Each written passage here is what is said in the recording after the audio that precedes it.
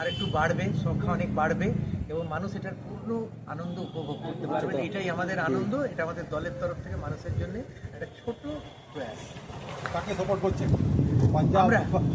আমরা পাঞ্জাব চ্যালেঞ্জার্সের মধ্যে আমরা সাপোর্ট করছি গেম অফ স্পিরিটকে, আমরা সাপোর্ট করছি স্পোর্টসম্যানশিপ স্পিরিটকে, আমরা মেন সাপোর্ট করছি স্পোর্টস।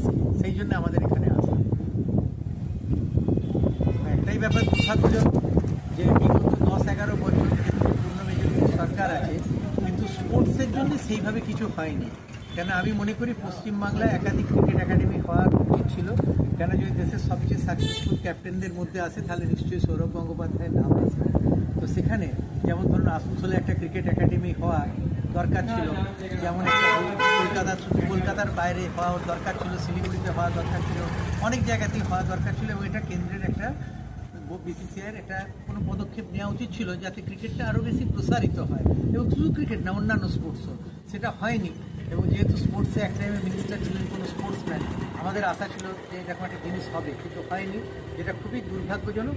কিন্তু আমাদের রাজ্য সরকার স্পোর্টসের জন্য যেমন সব জায়গায় কাজ করছে, এই সেক্টরেও কাজ করছে।